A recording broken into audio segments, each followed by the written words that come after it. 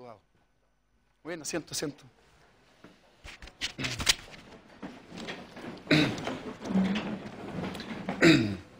Muy bien. Señores comandantes en jefe de la Armada y Fuerza Aérea de Chile, señor general director de Carabineros, señor director general de la Policía de Investigaciones de Chile, muchas gracias por acompañarnos. Señor jefe del Estado Mayor Conjunto, señores subsecretarios, amigos parlamentarios, señores oficiales generales, superiores y subalternos, invitados especiales, señoras y señores. Muchas gracias por acompañarnos en esta cuenta pública que iniciaremos en este mismo instante a partir de esta muy sana tradición cívica y democrática que ha ordenado el presidente de la República. La verdad es que desde el punto de vista de la defensa, la acción del gobierno se ordena en torno a estos 5 ejes de acción. El primero, y yo diría quizás el fundamental, el más propio del Ministerio de Defensa, es precisamente el resguardo de la soberanía, la mantención de la integridad territorial, la cautela de los recursos vitales del país frente a cualquier amenaza externa. El rol de defensa es un rol insustituible y principal. Pensamos que en este año este rol se ha cumplido adecuadamente y creemos que este pequeño video así lo refleja. Con la presencia del presidente Sebastián Piñera y el ministro de Defensa, Andrés Alamán, se realizó en el interior de la región de Tarapacá el ejercicio conjunto Huracán 2011. La operación permite revisar procedimientos de entrenamiento y verificar las capacidades operativas de las instituciones de defensa nacional. Chile es y va a seguir siendo un país amante de la paz y respetuoso del derecho y los tratados internacionales. Pero también es un país que tiene fuerzas armadas, que están perfectamente preparadas para defender nuestra soberanía, nuestro territorio, nuestro mar. Muy bien. Junto con los desafíos propios de la seguridad, el país crecientemente tiene que ocuparse de aquellos desafíos que dicen relación precisamente, como digo, con la seguridad.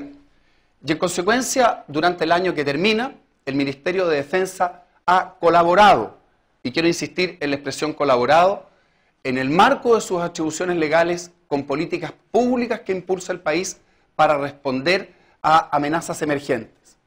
Dentro de esas amenazas emergentes, sin duda que la situación que el país enfrenta en la frontera norte requiere especial atención. La razón de ello es muy simple. Estamos hablando de un área muy extensa, con gran cantidad de pasos, portezuelos y rutas de acceso, abiertas en parte importantes del año, numerosas rutas secundarias interconectadas, aptas para desplazamiento de vehículos, y un terreno que facilita el ocultamiento de personas y cargas en quebradas, caídas de cerros y cursos de agua, especialmente de noche. También es un hecho objetivo que Perú y Bolivia se han transformado en países que tienen una alta producción de cocaína. Y en consecuencia, en el norte del país enfrentamos una situación de tráfico de drogas, enfrentamos una situación de contrabando e enfrentamos también situaciones de inmigración ilegal. Quiero insistir que el aporte que hace el Ministerio de Defensa es un aporte de colaboración a las tareas que la Constitución y la ley en estas materias le otorga exclusivamente a las fuerzas de carabineros e investigaciones. Para formarse una idea del escenario, hay que pensarnos así que en la frontera con Perú, estamos hablando más o menos de 180 kilómetros de frontera, tenemos un paso habilitado, pero hay 30 pasos que no están habilitados. En el caso de Bolivia, la situación es aún más compleja, el territorio que hay que cubrir es del orden de los 800 kilómetros, 850 kilómetros, hay solamente 5 pasos habilitados y hay más de 100 pasos que no están habilitados. También hay que destacar la cooperación que debemos impulsar con la Argentina. Argentina está impulsando precisamente este plan Escudo Norte, que tiene los mismos objetivos que estamos, apuntando nosotros a través de este plan que, insisto, ejecuta el Ministerio de Interior y Seguridad Pública. Muy bien, un tercer aspecto extraordinariamente importante es el de la cooperación internacional. En la cooperación internacional, Chile es un país que participa en operaciones de paz, en misiones humanitarias y en convenios internacionales. La verdad es que existe una percepción de que Chile solamente es un país interconectado en el ámbito comercial. No es así. Nosotros tenemos a esta altura una red de convenios internacionales en el ámbito de defensa extraordinariamente potente, que durante el último año hemos fortalecido aún más con los convenios al que me voy a referir, Cruz del Sur, con un convenio con Colombia, con 2 convenios con Israel, y destaco el importante convenio de cooperación que se ha suscrito con la República Popular China. Las operaciones de paz son también un aspecto donde las Fuerzas Armadas chilenas y Carabineros tienen una extraordinaria presencia. Estamos ciertamente en Nueva York, en la Agregaduría de Defensa, estamos con un contingente en Bosnia, estamos con un contingente desde hace mucho tiempo en la frontera India-Pakistán, estamos también en el Medio Oriente, estamos también en Chipre y sobre todo tenemos una presencia principal en Haití. ¿Cuál es la política que hemos ido definiendo en conjunto con la Cancillería respecto de Haití? Yo diría que se establece o se basa en estos 3 criterios fundamentales.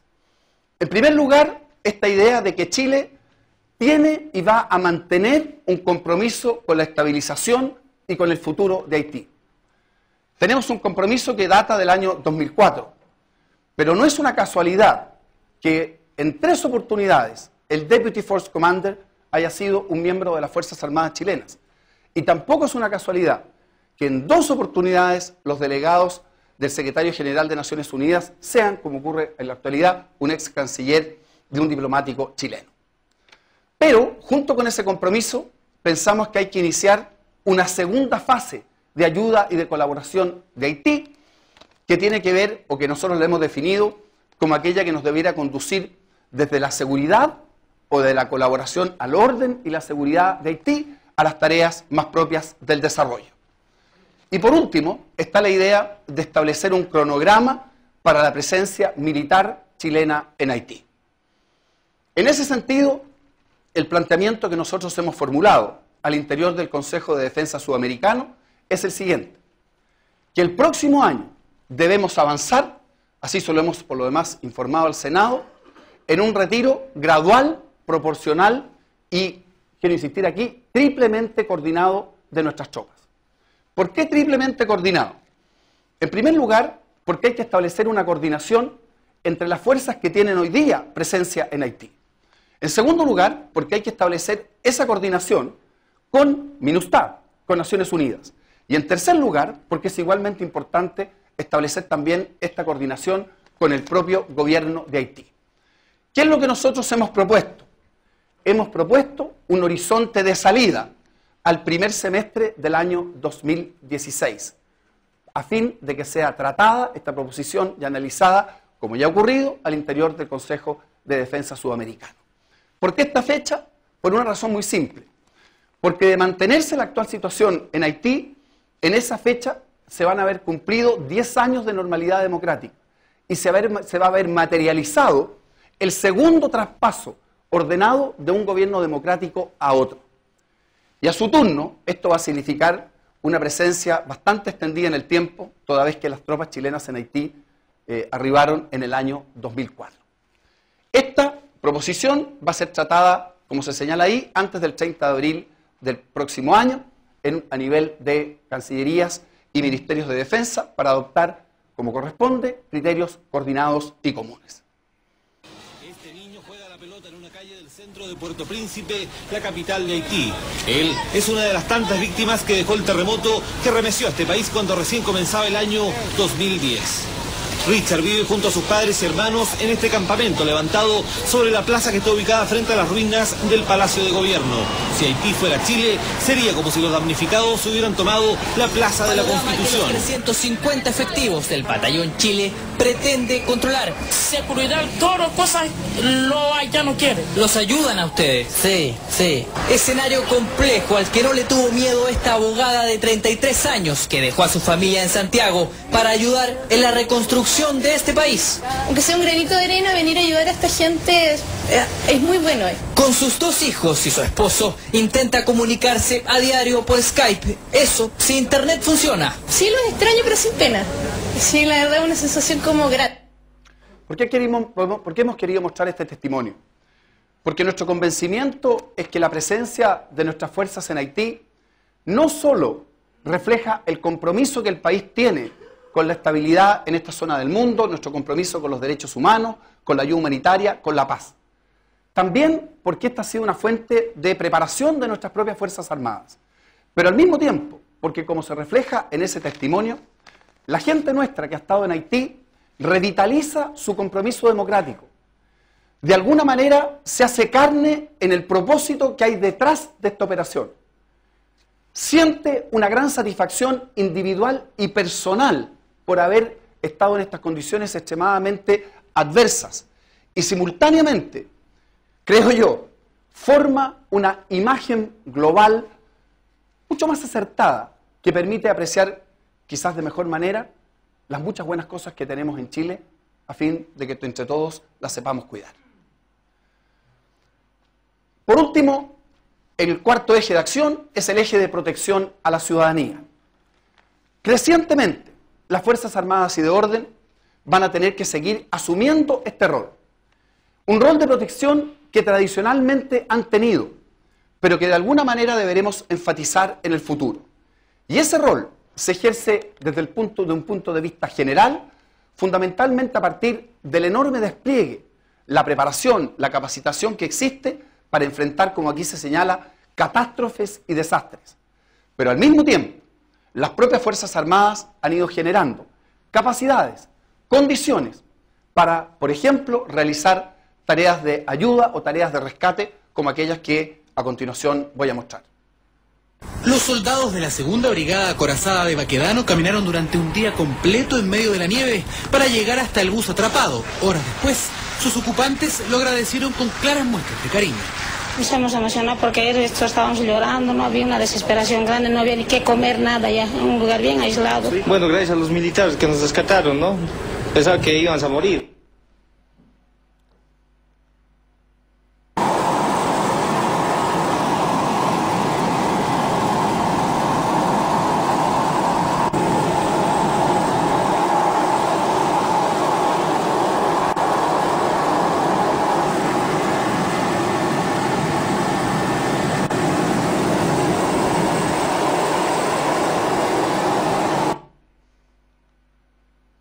Es quizá uno de los trayectos en ambulancia más largos que se haya dado en Chile. Su intención era tan solo pasarlo bien y hoy se debate entre la vida y la muerte.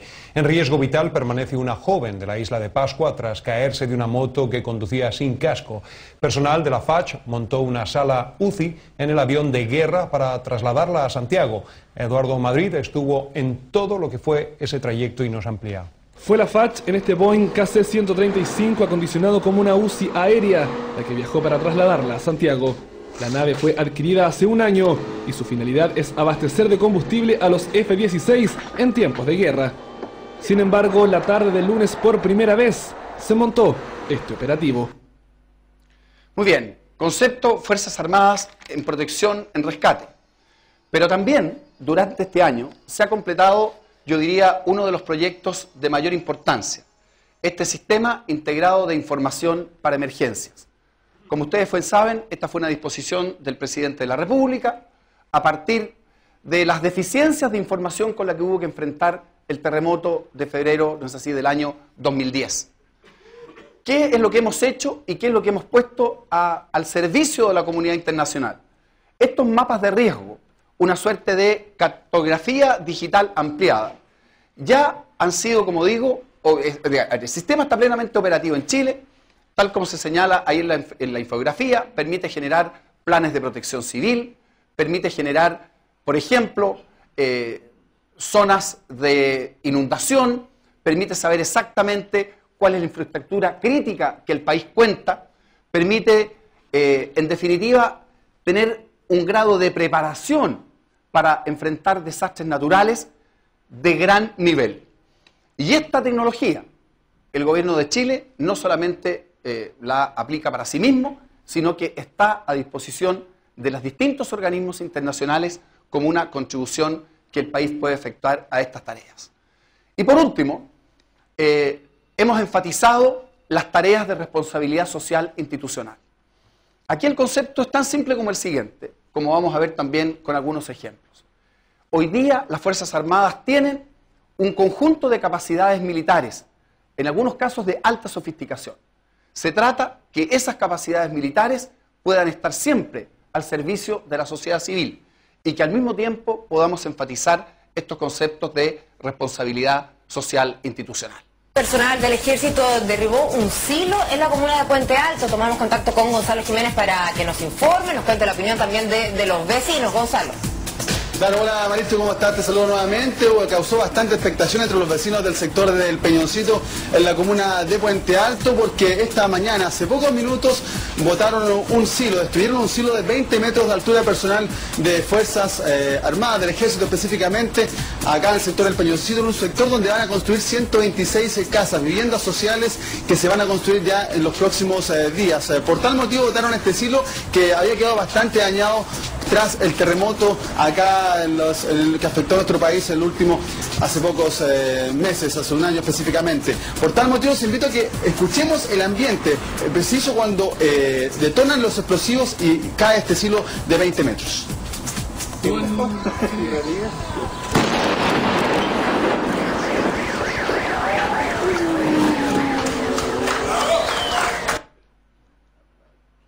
En el sur de Chile, un grupo de médicos voluntarios de distintas especialidades se embarcaron en el patrullero Cirujano Videla para trasladarse hasta Hornopirén a atender solidariamente las necesidades médicas de más de 1 millar de habitantes de ese rincón de nuestro país. La nave entonces pone proa al sur y comienza a navegar rumbo a Hornopirén, uno de los sitios más aislados de la 10ª región y que espera con ansias la llegada del grupo. Para ayudar en esta ocasión se necesitaba un buque como el Cirujano Videla.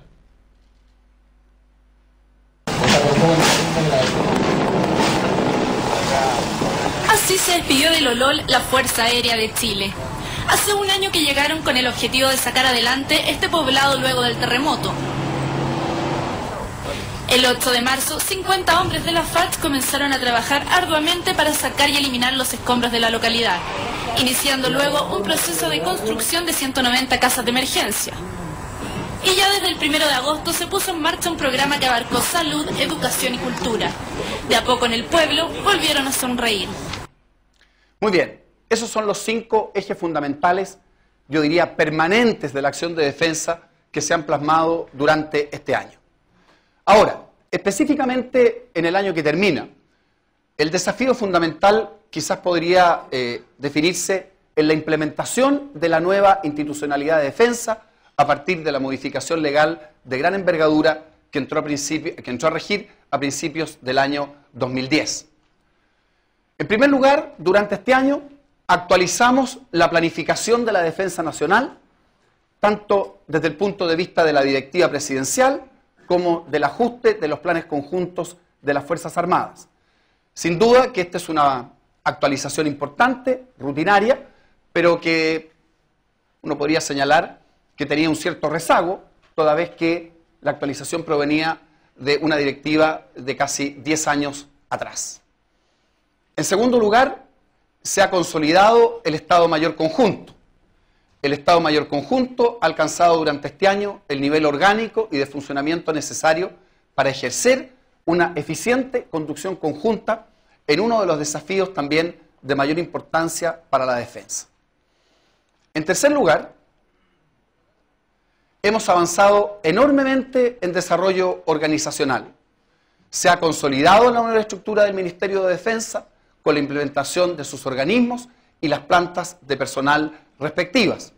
Tareas que han estado a cargo, en el caso de la Subsecretaría de Defensa, del subsecretario Óscar Izurieta, en el caso de la Subsecretaría de las Fuerzas Armadas, del subsecretario Alfonso Vargas. También este año entró en pleno vigor la creación de la Agencia Fiscal para la inversión de fondos provenientes de la Ley Reservada del Cobre. Sin duda, un gran avance en términos de transparencia, en términos de modernización y en términos de una adecuada inversión de los recursos provenientes de la Ley 13.196. También, y este fue un mandato directo del Presidente de la República, en todo el ámbito de defensa hemos impulsado una política de transparencia a partir de los principios de proactividad, celeridad, prevención y control que las propias instituciones y ciertamente el Ministerio se aplica a sí mismo. Y por último, hemos avanzado en dos aspectos extraordinariamente importantes. La elaboración de un reglamento de proveedores para las Fuerzas Armadas, que actualmente se encuentra en su etapa final de toma de razón en la Contraloría, y en la publicación de la nómina de los proveedores en las páginas web de las distintas instituciones de la defensa. De alguna manera, este ha sido un año donde hemos dado un gran paso adelante en términos de lo que es la implementación de la nueva institucionalidad de defensa. El ámbito internacional ha sido también extraordinariamente activo. Si hubiera que destacar una iniciativa, no hay duda que aquella que quizás habría que darle mayor realce es la firma del memorándum de Cruz del Sur, una iniciativa de larga data en que se trabajó durante muchos años y que, en dos palabras, hace que Chile y Argentina pongan a disposición del Secretario General de Naciones Unidas, a contar del 1 de enero del próximo año, la primera fuerza binacional conjunta combinada Cruz del Sur entre Chile y Argentina. Cuando nos correspondió participar en la firma de este importante documento en presencia del Secretario General de las Naciones Unidas, nuestro concepto fundamental fue que Chile y la Argentina asumían ser exportadores de la paz en esta nueva etapa de sus relaciones. Concepto que de alguna manera corrobora también el señor Ministro de Defensa de la Argentina.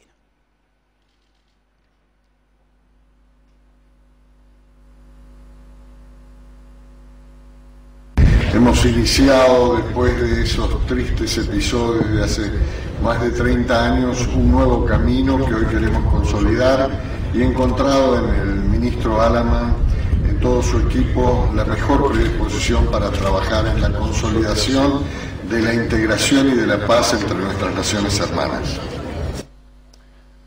Muy bien. Junto con Cruz del Sur, este año también se dio un avance de extraordinaria importancia en lo que es la homologación de la metodología del gasto militar. Este era un trabajo que se había iniciado al interior de UNASUR, del Consejo de Defensa Sudamericano, y estaba establecido en los planes de acción del año 2009-2011. ¿Y cuál era el objetivo que tenía? El objetivo que tenía era, ni más ni menos, diseñar por primera vez una metodología común para la medición de los gastos de defensa en toda la región. El grupo inicial de trabajo estuvo conformado por Chile, la Argentina y Perú. Posteriormente se incorporaron hacia el grupo final Ecuador y Venezuela. Durante este año se efectuaron los talleres finales para lograr la homologación de la metodología y finalmente ahora en noviembre se aprobó el informe final que permite tener por primera vez en la historia de la región un método, un sistema para medir, no es así, los gastos de defensa. Esto sin duda es de extraordinaria importancia. Es un avance regional de magnitud. Y antes del 31 de diciembre, todos los países de UNASUR deberán hacer llegar la primera información oficial que va a permitir medir, homologar, comparar los gastos de defensa en la región. Sin duda, un enorme avance en términos de transparencia. También, y esta es una tarea que desempeña la Subsecretaría de Defensa, avanzamos mucho en los diálogos político-estratégicos. Estos diálogos son el mecanismo de mayor intensidad en las relaciones internacionales de defensa, que se orienta a establecer visiones compartidas frente a situaciones globales, coordinar acciones comunes, profundizar la integración y definir programas de intercambio. Fíjense el mapa de lo que hicimos este año en esta materia.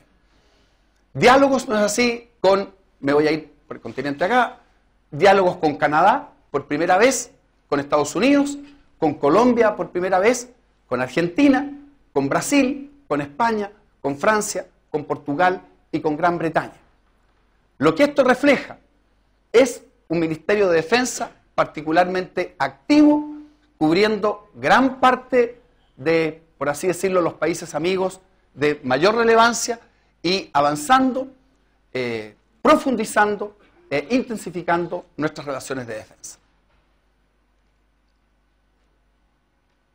También, y esto es importante, durante todo este año se aplicaron al interior de UNASUR un conjunto de medidas de confianza recíproca. Lo interesante en esta materia es que, de conformidad con la propia evaluación que hace UNASUR del cumplimiento de estas medidas, nuestro país se encuentra en un sólido primer lugar. Por lo tanto, también una alta intensidad en el ámbito internacional. Ahora, hace un par de días, sin duda, un hito para el país, que es precisamente el éxito del lanzamiento del satélite Fasad Charlie.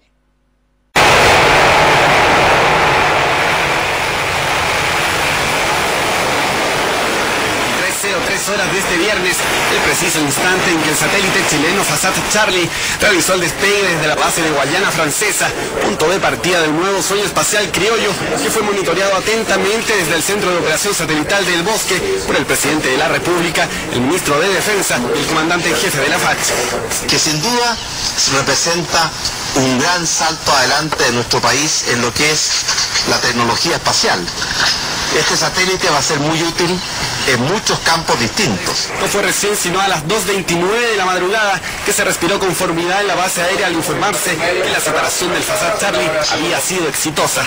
Más aún pasada las 4 de la mañana, cuando se confirmó definitivamente la puesta en órbita del satélite al establecer contacto terrestre en el norte de Suecia. Sin embargo, hoy el orgullo se hizo patente en el Centro de Operación Satelital de la FACH, al lograrse contacto por primera vez desde el suelo chileno con la nueva joya nacional del espacio.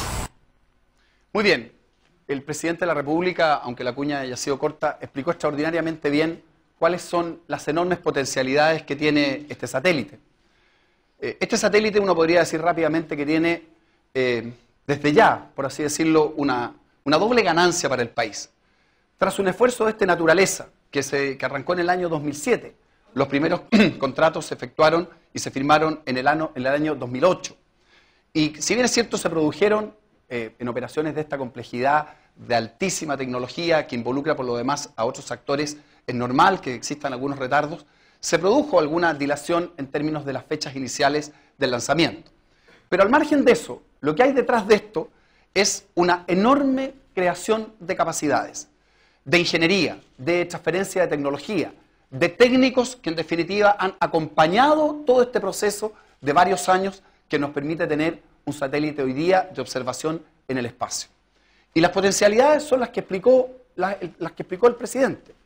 Aquí, más allá de aquellos beneficios obvios en el ámbito de la defensa, aquí hay un instrumento de gran potencialidad para la elaboración y para la definición de políticas públicas. Un satélite permite cosas tan variadas como, por ejemplo, monitorear, estoy pensando en el ámbito ambiental, monitorear el retroceso de los glaciares, monitorear el avance del desierto. Podría permitir perfectamente para planificadores urbanos tener una visión exacta de cuál es el crecimiento que están teniendo las grandes urbes. En materia de planificación de desastres, las imágenes de altísima resolución que vamos a obtener en este satélite, con este satélite, sin duda que va a poder contribuir enormemente a la información que se requiere para mantener permanentemente actualizados los mapas de riesgo. En el campo productivo, con un satélite de esta naturaleza, perfectamente se puede calibrar exactamente los efectos de una sequía, o se puede ver con atención cuál es el estado de avance, por así decirlo, de plantaciones forestales. En fin, nos abrimos a un gigantesco, valga la redundancia, espacio, y el país cuenta desde hoy con capacidades, con posibilidades, para en definitiva generar mejores políticas públicas e ir en beneficio de la ciudadanía. Para ir ya concluyendo, de acuerdo a los plazos que se nos han establecido, dos menciones a lo que consideramos los aspectos más importantes en el plano de la legislación y en el plano del Congreso Nacional. No hay duda que el que se esté tramitando, de hecho hoy día vamos a tener una importante votación en la Comisión de Defensa de la Cámara de Diputados, una nueva ley de financiamiento de las Fuerzas Armadas, es, a no dudarlo, en el terreno legislativo, el avance más importante del año que termina. Esta ley, en opinión del gobierno, de alguna manera genera un doble avance. Es un avance democrático fundamental, ya que por primera vez se incorpora en plenitud al Congreso Nacional a las tareas de definición de los presupuestos de defensa. Pero al mismo tiempo es también un progreso sustantivo en transparencia, calidad y legitimidad de la gestión presupuestaria de defensa. Estamos dejando atrás una ley que tiene medio siglo. Ahora, rápidamente, esta ley se estructura, la mayoría de ustedes conocen esta materia, de manera que lo voy a simplemente ir a los aspectos esenciales. Esta ley, como ustedes bien saben, se estructura a partir de la aprobación, previa opinión de la Junta de Comandantes en Jefe y también escuchando al Congreso, de una estrategia nacional de seguridad y defensa que tiene un horizonte temporal de 12 años. Cada presidente, al inicio de su mandato, durante el primer año, va a estar facultado para actualizar esta estrategia de seguridad y defensa, de suerte que siempre tenga un horizonte de 12 años. De esa estrategia nacional de seguridad y defensa van a surgir, van a emerger y se van a definir los requerimientos de capacidades estratégicas que el país quiere o puede darse a sí mismo. Y la materialización de esos requerimientos se va a producir por dos vías. Por la vía de un presupuesto plurianual de 4 años y por la vía de un fondo de contingencia estratégico que tendrá un carácter permanente. Este presupuesto plurianual tiene dos objetivos. El primero es, por cierto, la inversión y desarrollo del material bélico e infraestructura asociada. Y también, algo de extraordinaria importancia, aportar el financiamiento para los gastos de operación del material bélico y la infraestructura asociada.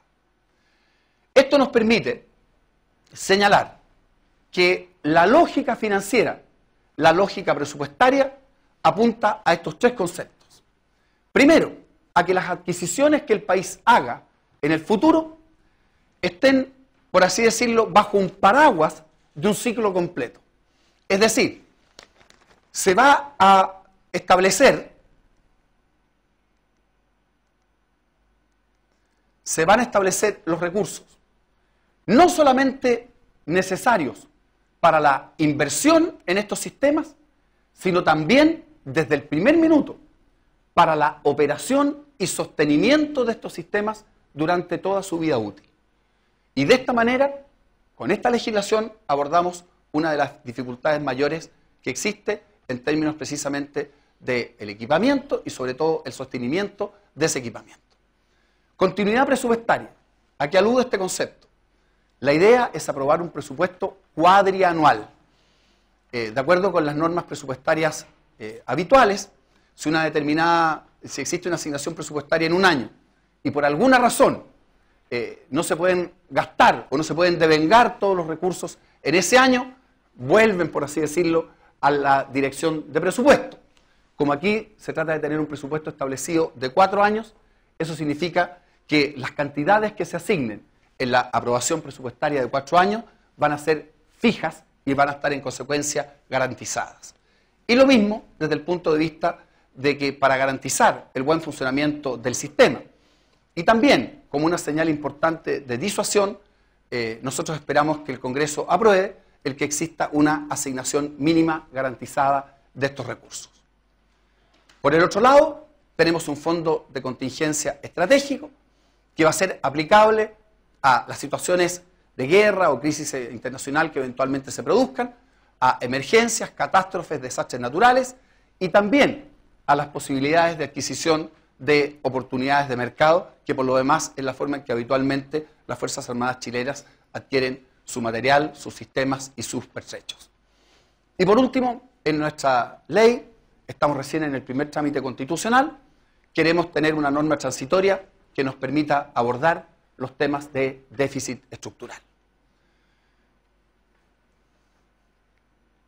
Muy bien. Y por último, este año dimos un paso también extraordinariamente importante en términos de información al Congreso Nacional, dando cumplimiento a la ley 20.424, y por mandato de esta ley, por primera vez se le informaron a las comisiones de defensa del Senado y de la Cámara, bajo la reserva que la propia ley establece, de todo el portafolio, tanto de las inversiones que actualmente se están ejecutando, como también de las inversiones que en definitiva están previstas y se encuentran en etapa de elaboración o en etapa de ejecución.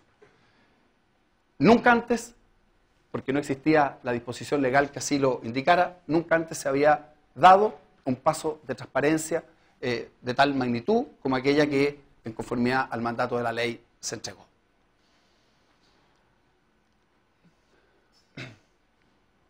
Muy bien. Y por último, no hay duda que, más allá de los principios rectores que inspiran la acción de la defensa, definidos por el presidente de la República, más allá de las tareas de institucionalización y puesta en marcha de un nuevo ministerio, más allá de todo lo que se hizo, no es así, en el ámbito internacional, que aquí se refleja a cabalidad, más allá de los avances en materia de Congreso Nacional, la tramitación de una nueva ley de financiamiento, estas normas de información, de transparencia. Estamos en una etapa en que el Congreso Nacional está asumiendo roles, responsabilidades y conocimientos en el ámbito de la defensa que antes simplemente no tenía. Pero al margen de eso, no hay duda que la tragedia de Juan Fernández fue un momento muy importante, no solamente para la Fuerza Aérea, sino que en general para la defensa nacional. Y lo que yo quiero destacar en esta oportunidad, como parte de esta cuenta, es cómo las Fuerzas Armadas reaccionaron frente a una tragedia de esta naturaleza. Como ustedes bien saben, se definieron inicialmente dos etapas de la operación. El presidente de la República dispuso que los plazos tradicionales, los plazos habituales de estas búsquedas se extendieran a 14 días, y una vez que culminamos con esos plazos, con los resultados que ustedes conocen, llevamos adelante una tercera fase de la operación destinada ni más ni menos que a obtener todos los restos del fuselaje del avión siniestrado y al mismo tiempo realizar todos los esfuerzos que pudiéramos efectuar para dar con los restos de los familiares que aún nos faltaban. Pero esta operación Loreto implicó para las Fuerzas Armadas un despliegue extraordinario de medios, la capacidad de respuesta inmediata. A las pocas horas del accidente, los distintos dispositivos de la Fuerza Aérea, los distintos dispositivos de la Marina, la colaboración del Ejército, la presencia de investigaciones y de carabineros precisamente en el escenario del accidente, dieron cuenta de una capacidad de organización extraordinariamente notable y de una capacidad de respuesta para enfrentar una situación que tenía verdaderamente y con razón conmovida al país. Se actuó bien, se actuó con celeridad, se siguieron los procedimientos. Este concepto de interoperabilidad de las Fuerzas Armadas, por lo menos desde mi punto de vista, dejó de estar simplemente en los manuales y en las presentaciones, y se materializó en un esfuerzo de una envergadura enorme. Aquí hubo un tren marítimo, aquí hubo un puente aéreo, un trabajo conjunto, un trabajo coordinado, todos los distintos esfuerzos se fueron amalgamando para sacar adelante una tarea particularmente compleja. Y creo también que desde el punto de vista del Ministerio de Defensa, la forma en que se reaccionó frente a esta operación también de alguna manera reafirmó lo que es el elemento fundamental de este nuevo Ministerio de Defensa. Un nuevo Ministerio de Defensa que no solamente es un ministerio que administra la defensa, sino que conduce la defensa. Las notas que tenemos acá reflejan de alguna manera lo anterior.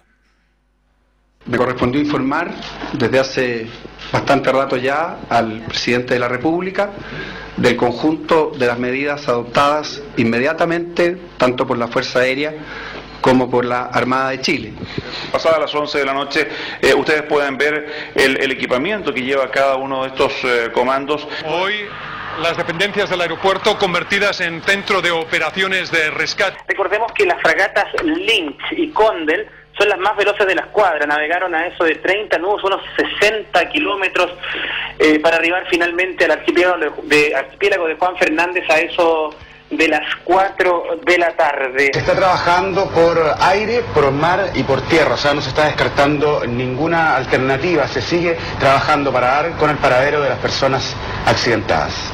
Segunda jornada de búsqueda en los alrededores de Juan Fernández y lamentablemente el número de rescatados continúa igual que este sábado, solo 4. Esto a pesar del despliegue más impresionante que se ha realizado en el archipiélago en su historia. Tecnología de punta, especialistas de élite en la búsqueda de los 17 compatriotas que siguen desaparecidos en la zona. Mar y tierra, sobre todo por mar. Han sido 2 meses de intensa búsqueda desde que el avión Casa 212 cayera al mar en las cercanías del aeródromo de Robinson Crusoe con 21 personas a bordo. Este viernes el punto de búsqueda del fuselaje se ubicó entre Punta O'Higgins y la isla Santa Clara. Sobre él se posicionó el remolcador Galvarino para dar inicio a la tercera y última parte de la Operación Loreto. Muy bien. ¿Cuáles son, para concluir dentro de los términos que se nos han señalado, debe tener esta exposición, las proyecciones para el año 2012, ateniéndose a aquellos elementos que hemos podido incorporar e incluir en nuestra cuenta? Ciertamente, la tarea número 1 va a seguir siendo, y siempre deberá ser así, mantener la capacidad defensiva y disuasiva de nuestras Fuerzas Armadas. En segundo lugar, enviar para consulta al Senado la primera Estrategia Nacional de Seguridad y Defensa, cosa que debiéramos hacer durante los primeros 4 meses del próximo año. En tercer lugar, nos hemos propuesto concluir la tramitación de la nueva ley del financiamiento de la defensa. Nuestra proyección es intentar, ojalá, antes del receso legislativo, terminar con el primer trámite constitucional en la Cámara de Diputados, para el próximo año poder avanzar en el Senado, y hacia fines del próximo año tener la aprobación de la ley, si en definitiva el Congreso así lo resuelve. En cuarto lugar, mantener a disposición de Naciones Unidas la Fuerza Cruz del Sur. La verdad que hay quizás poca información en términos de lo que esto significa para el país y para las instituciones. En el hecho, por lo pronto, el Estado Mayor Conjunto de la Fuerza Cruz del Sur va a operar el próximo año acá en Chile. Y a contar del 1 de enero, nosotros debemos tener esta fuerza a disposición o a requerimiento de Naciones Unidas. Ciertamente serán las autoridades políticas de ambos países los que determinarán la disponibilidad, el despliegue o el empleo de esta fuerza. Pero nuestra obligación, y Chile está preparado para ella, es tenerla plenamente dispuesta. Para que ustedes se hagan una idea del esfuerzo que esto significa, a nosotros nos corresponde integrar ciertamente los mandos y los planes y las planas mayores. Tenemos que disponer de unidades terrestres, tenemos que disponer de infantería mecanizada, tenemos que disponer de unidades navales, un buque de patrullaje oceánico y de elementos de infantería de marina, y ciertamente también, como lo hacemos en Haití, de unidades aéreas de helicópteros. Y se está pensando, o debemos tener dispuestas, dotaciones del orden de los 600 efectivos, distribuidos más o menos en 300 ejércitos, 275 armada y el resto fuerza aérea. Por lo tanto, desde el punto de vista de la defensa, estar en condiciones, si la resolución política así se determina, en una decisión ciertamente conjunta, implícanos así un despliegue y un esfuerzo de gran envergadura. Y por último, tal como he señalado, nosotros esperamos el próximo año en la forma que lo he señalado, poder definir un cronograma para la reducción gradual de nuestras fuerzas en Haití. Quiero insistir que esta no puede ser una resolución unilateral de Chile. Obviamente aquí se trata de tener esta triple coordinación a la que he hecho referencia. Tenemos que establecer, y nuestra propuesta es que esto se empiece a trabajar ya a nivel de los estados mayores de las fuerzas que tienen presencia en Haití, esta triple coordinación. Coordinación entre los países que estamos haciendo el esfuerzo en Haití, coordinación con Naciones Unidas y también coordinación, ciertamente, con el propio gobierno haitiano. Pero estas son, señoras y señores, las fundamentales proyecciones para el año 2012.